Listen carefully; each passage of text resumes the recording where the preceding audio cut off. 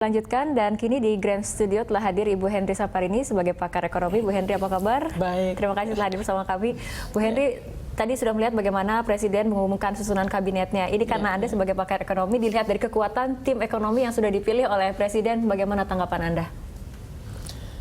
Ya, tentu yang pertama kita mengucapkan selamat akhirnya kita segera memiliki tim kabinet ya.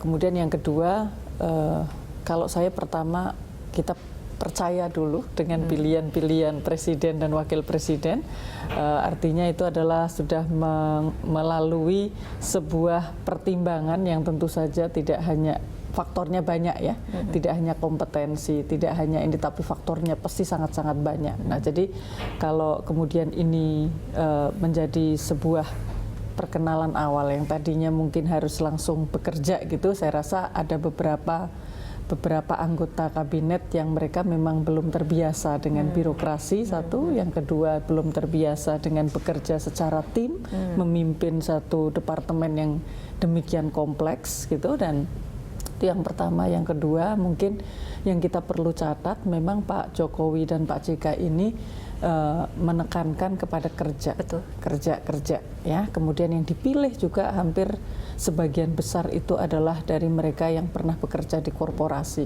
ya. Tapi yang harus menjadi catatan adalah bahwa memimpin sebuah departemen itu adalah mengeluarkan kebijakan publik, dan kebijakan publik berbeda dengan kebijakan korporasi. Ya, jadi itu yang mungkin para menteri tadi harus melakukan transformasi. Ya, kalau kita misalnya bicara tentang kebijakan industri ya di salah satu departemen, ini tidak bicara bagaimana agar industri itu berjalan saja, tetapi industri mana yang akan kita dahulukan, mana yang tidak, pertimbangannya apa.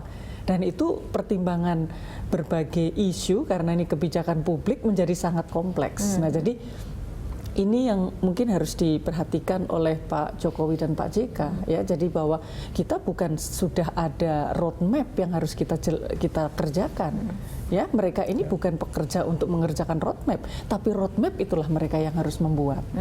Ya. Ini yang menjadi koordinator ataupun pimpinan dari sektor perekonomian kan sudah dipilih, ada nama Sofyan Djalil sebagai Menko Perekonomian.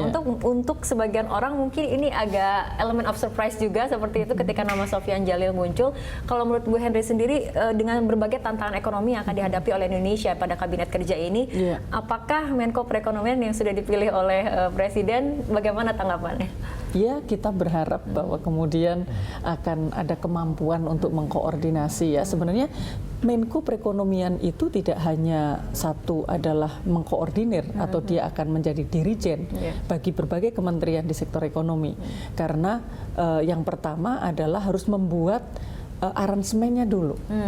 Ya, aransemennya itu tidak hanya dibuat oleh Bappenas, tetapi Menko ini yang akan membuat aransemen, Pak. Misalnya sekarang ini inflasi makanan kita itu selama 5 tahun terakhir ini rata-rata setiap tahun 12%, yang itu jauh di atas inflasi nasional, jauh di atas peningkatan pendapatan masyarakat. Nah, artinya dia harus membuat desain kebijakan kan untuk dibuat aransemen sehingga Kementerian Pertanian harus mengerjakan apa, Kementerian Perdagangan harus mengerjakan apa untuk menekan agar inflasi pangan itu tidak setinggi itu. Karena kita tahu apapun ya, Pak Jokowi itu kan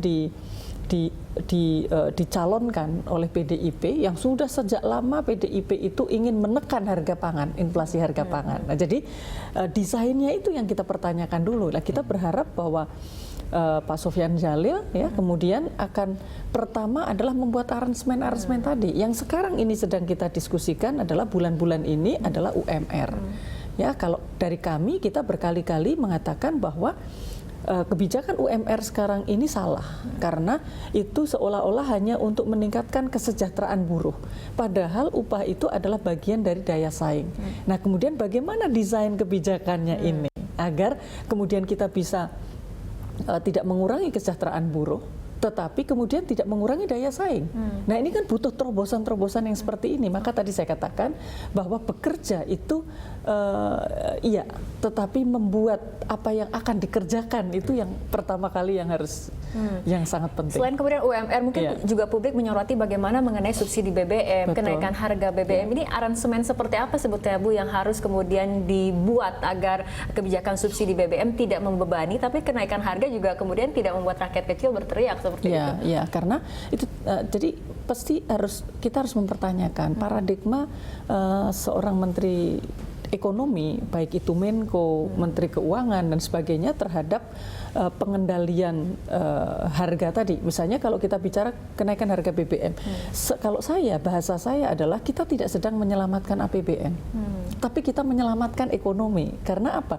Paling tidak ada 70 juta orang itu yang ada mendekati miskin dan miskin. Artinya kita akan menaikkan harga yang berarti akan berimplikasi. Nah, desain kebijakannya adalah harus ada kompensasi kebijakan yang akan menjaga daya beli dan daya saing mereka. Karena mereka itu juga bukan orang penganggur kan, yang mendekati miskin ini mereka juga bekerja.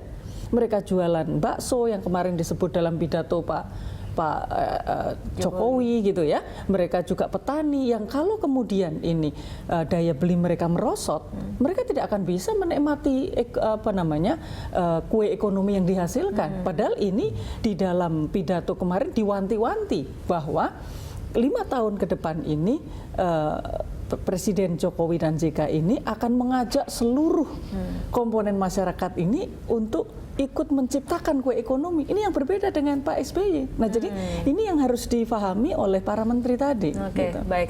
Bu Henry dan juga Pak Niko, kita tahan dulu perbincangan. Kita akan lanjutkan setelah jeda berikut terlebih dahulu.